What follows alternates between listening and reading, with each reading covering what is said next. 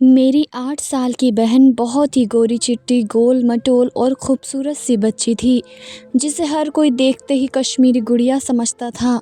उसकी नीली-नीली आँखें और सुनहरे बाल उसकी खूबसूरती को चार चाँद लगा दिया करते थे। लेकिन कभी-कभी इंसान की खूबसूरती उसके लिए बर्बादी बन जाती है, और ऐसा ही मेरी बहन के साथ हुआ था। उसकी खूबसूरती उसकी ज़िंदगी का सबसे बड़ा रोग बन गई थी।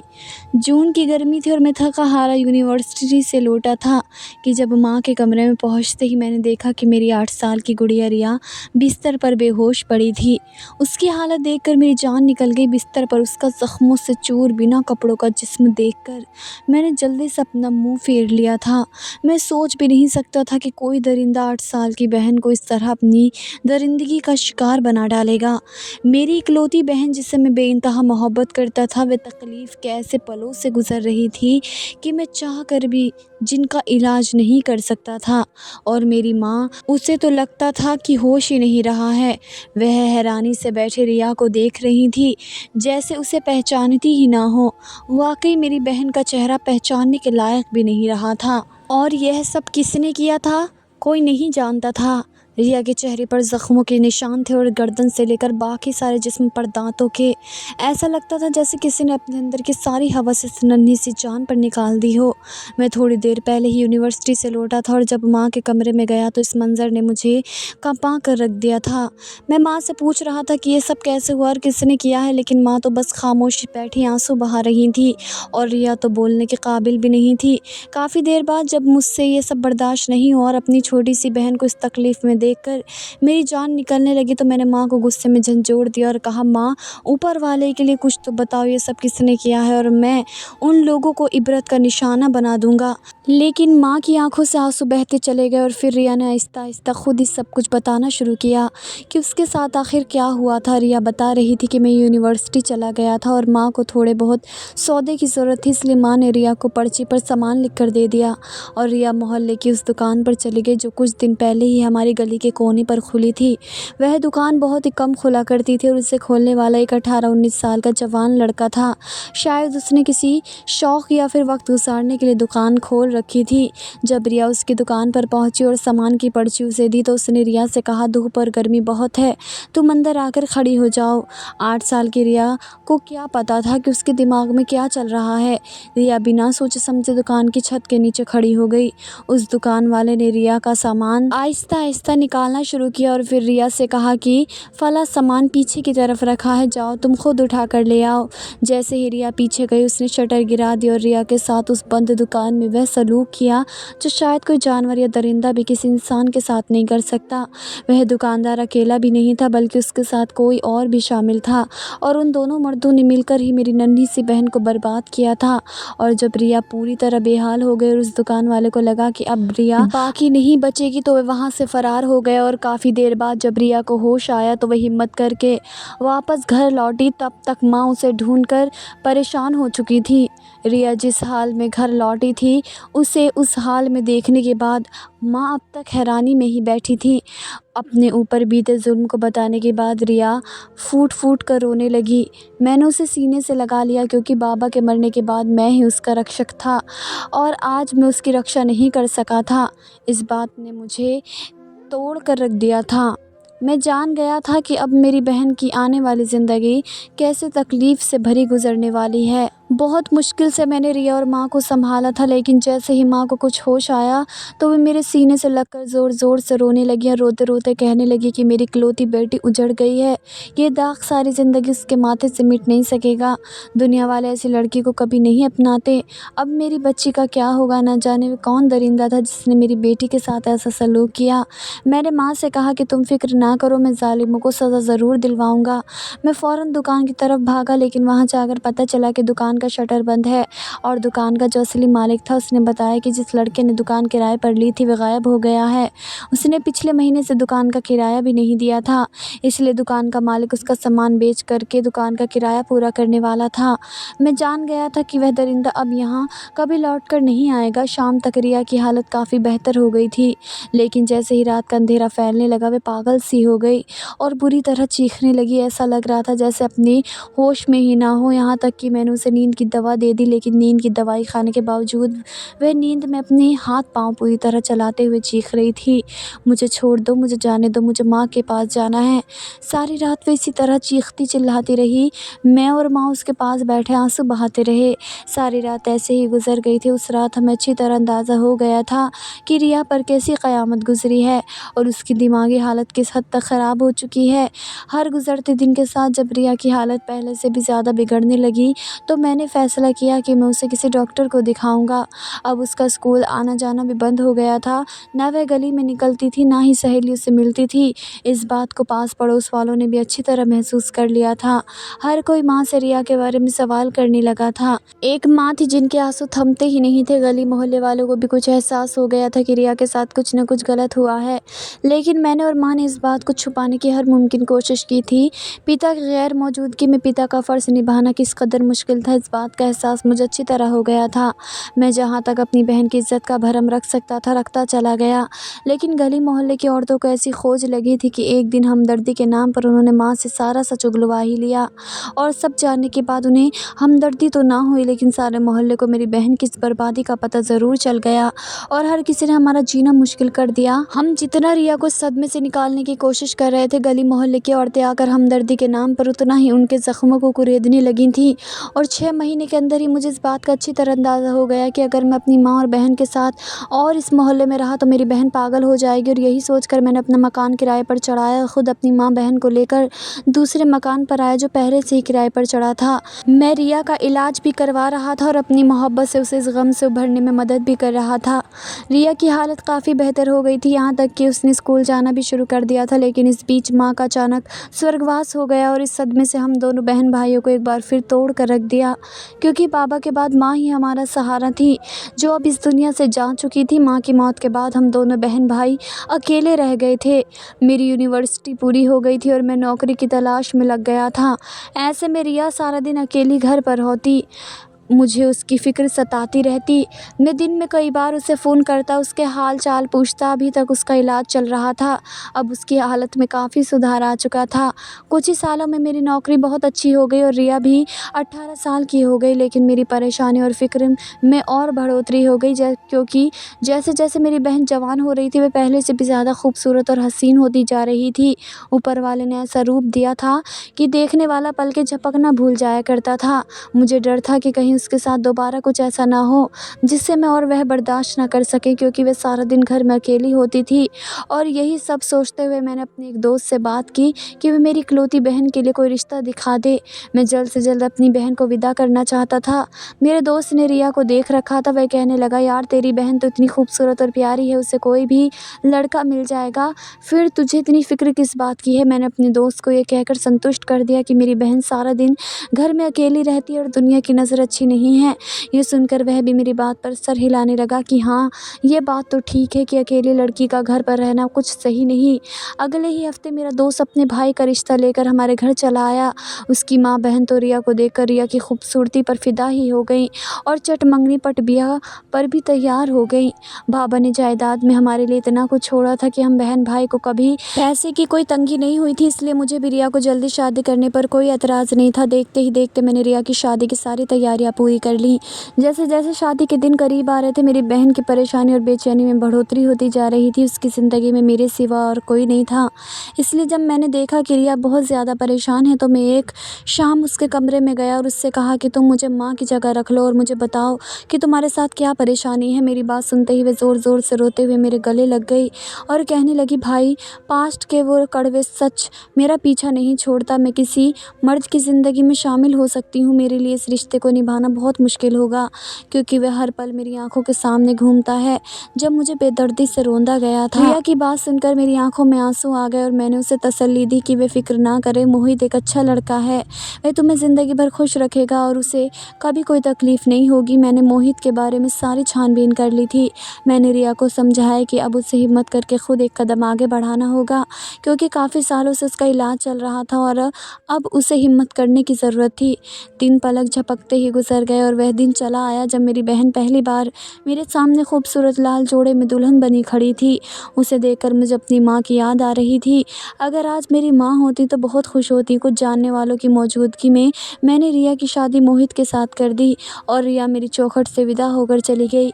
मैं सारी रात अकेले घर में आंसू बहाता अपनी बहन की खुशियों के लिए ऊपर वाले से प्रार्थना कर रहा था, लेकिन मुझे क्या पता था कि अभी मेरी प्रार्थना स्वीकार करने का वक्त नहीं आया है।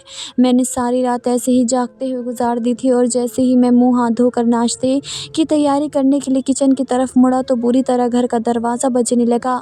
जैसे मैंने दरवाज़ा खोला तो ये देखकर मैं हैरान रह गया कि मेरा दोस्त रिया के साथ दरवाजे पर खड़ा था और चादर ओढ़ कर खड़ी रिया की हालत बहुत ही ख़राब थी। मेरे दोस्त ने रिया को दरवाजे से अंदर किया और मुझे घूरते हुए गुस्से में कहने लगा कि तूने मेरे साथ अच्छा नहीं किया, कम से कम दोस्ती का तो भ्रम रखता और मुझे अपनी बहन के बारे में कुछ तो बता देता। मैं अपने घर वालों की नज़रों में तो शर्मिंदा ना होता। तेरी वजह से मेरा भाई मोहित मुझसे लड़ बैठा है, क्योंकि उसका कहना है कि मैंने जानबूझकर उसकी ज़िंदगी में रिया जैसी लड़की को शामिल किया है और इसलिए उसने गुस्से में रिया से तलाक ले ली है। तलाक के शब्द पर मेरी जान निकल गई थी। अपनी जिस बहन की कुछ घंटों पहले शादी करवा कर भेजा था, वह सुबह की रोशनी से पहले ही तलाक का दाग माथे पर लिए मेरे घर लौट आई थी। ये कैसे मुमकिन था? मैंने भीगी आंखों से अपने दोस्त की तरफ देखा तो वह कहने लगा कि अपनी बहन से पूछो कि शादी की रात उसने कैसा तमाशा लगाया है। कौन इस लड़की से शादी करेगा? सारे ख़ानदान में इसकी वजह से बदनामी हो गई है। हर कोई हमारा मजाक उड़ा रहा है। अब तुम ही इसे संभालो। मेरा दोस्त मुझ पर अपने दिल का गुबार निकाल कर जा चुका था, लेकिन मैं बेजान खड़ा रह गया था। रिया मेरे कदमों में बैठकर ज़ोर ज़ोर से रोने लगी। मैंने जैसे तैसे उसे संभाला और उसे कमरे में ले आया। वे दोनों हाथ जोड़कर मुझसे माफ़ी मांगते हुए कहने लगी कि भाई मुझे माफ़ कर दो। मैंने बहुत कोशिश की थी कि हिम्मत करके अपनी ज़िंदगी को मोहित के साथ आगे बढ़ाऊं, लेकिन मेरे लिए मुमकिन नहीं था। जैसे ही मेरे पति ने मुझ पर अपना हक जताना चाहा, मुझे उस रात वही मंज़र याद आ गया और मैं खुद पर काबू ना पा सकी और चीखने चिल्लाने लगी और आहिस्ता आहिस्ता मोहित जान गया कि मुझ पर कैसी क़यामत बीती हुई है। और उसके बाद तो उसने एक पल भी मुझे अपने साथ बर्दाश्त ना किया और एक नया दाग मेरे दामन पर लग गया। ये सब सुनकर मेरा दिल फटने लगा था, लेकिन मुझे खुद को संभालना था। अपने लिए, अपनी बहन के लिए। मैं उसे अकेले नहीं छोड़ सकता था। ये मेरे पिता से मेरा वादा था कि मैं अपनी बहन की ज़िंदगी में एक बाप का किरदार निभाऊंगा। मुझे आखिरी सांस तक अपनी बहन का रक्षक बने रहना था। मैंने दोबारा से रिया का इलाज शुरू करवा दिया था। वह तो अब तलाक का दाग भी अपने दामन में समेटे खुद को संभालने की कोशिश कर रही थी और मैं जहाँ तक मुमकिन हो सकता था उसकी हिम्मत बढ़ाता, उसे समझाता कि अच्छा वक्त भी आएगा। और ऐसे ही जब 1 साल गुजर गया तो हमारे मोहल्ले से रिया का रिश्ता आ गया। लोग बहुत ही अच्छे थे और सबसे बढ़कर यह कि वह लड़का रिया से मोहब्बत करता था। यही सब देखते हुए मैंने एक बार फिर रिया की शादी का फ़ैसला कर लिया। रिया ने मुझे मना करना चाहा था, लेकिन मैं चाहता था कि मेरी बहन जितनी जल्दी मुमकिन हो सके इस गम से निकल आए और अपनी खुशियों से भरी ज़िंदगी में लौट जाए। इसलिए मैंने भी उसे समझाया और उसे डॉक्टर ने भी, और फिर मैंने उसकी शादी अंकित के साथ कर दी। लेकिन शायद किस्मत को मेरी बहन की खुशियाँ मंजूर नहीं थी। वह फिर शादी की अगली सुबह ही अंकित को तलाक देकर घर लौट आई थी। उसके कहे बिना ही मैं जान गया था कि शादी की ये रात भी उसके लिए किसी नर्क की तरह गुजरी होगी।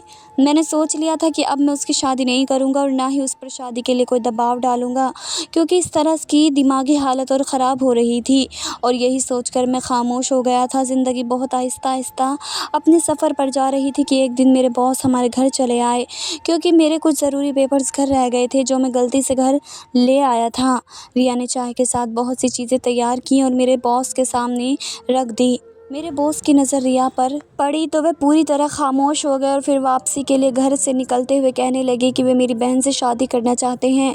ये सुनकर मैंने बॉस से कुछ नहीं छुपाया और उन्हें बता दिया कि मैं अपनी बहन की शादी नहीं कर सकता, क्योंकि पहले ही 2 बार इसकी तलाक हो चुकी है। इसकी दिमागी हालत ठीक नहीं है और वो एक शादीशुदा ज़िंदगी में ख़ुद को एडजस्ट नहीं कर सकती है।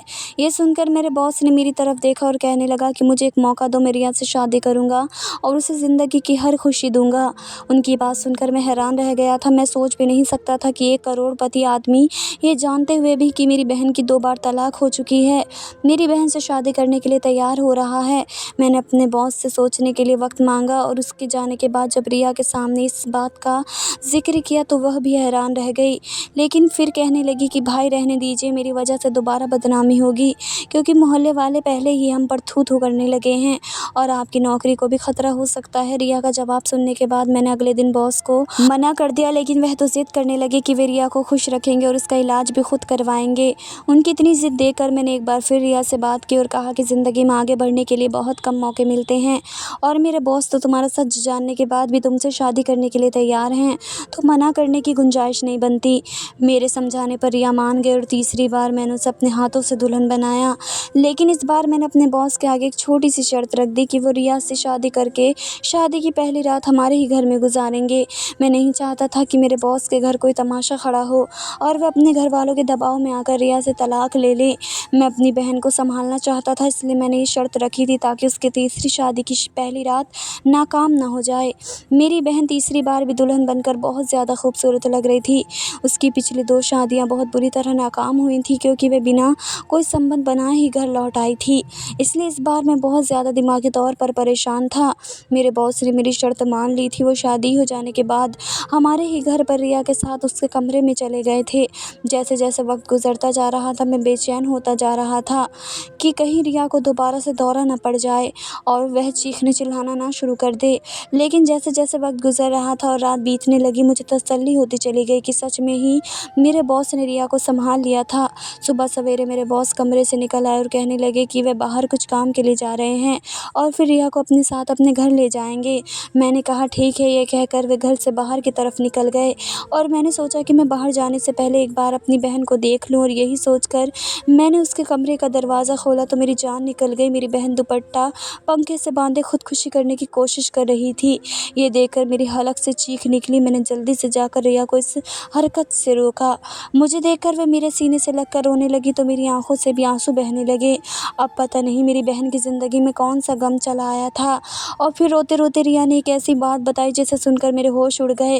वे कह रही थी कि सारी रात मेरे बॉस ने ना ही उसके साथ कोई संबंध बनाने की कोशिश की और ना ही उसे परेशान किया, बल्कि उसे अपनी मोहब्बत का यकीन दिलाते रहे। और जब रिया को उनकी बातों पर यकीन होने लगा और उसे लगा कि अब उसकी ज़िंदगी में सब कुछ ठीक होने वाला है, तो उसकी तीसरी पति यानी मेरे बॉस ने उसे बताया कि वही वह आदमी है जिसने दुकान के अंदर उस लड़के के साथ मिलकर रिया की इज्जत के साथ खेल खेला था। वे अपनी दोस्त के बहकावे में आ गए थे और भरी दोपहर को जब कोई नहीं था तो इतनी खूबसूरत बच्ची उन्हें दुकान में मिली तो वे अपने जज्बात पर काबू ना पा सके और उन्होंने रिया की इज्जत को तबाह कर दिया। लेकिन ज़्यादा कसूर उस दुकान वाले का था जिसने रिया को जाल में फंसाकर अंदर बुलाया था। मेरे बॉस तो बस अपने दोस्त से मिलने के लिए आए थे और वह अपने दोस्त के बहकावे का शिकार हो गए थे।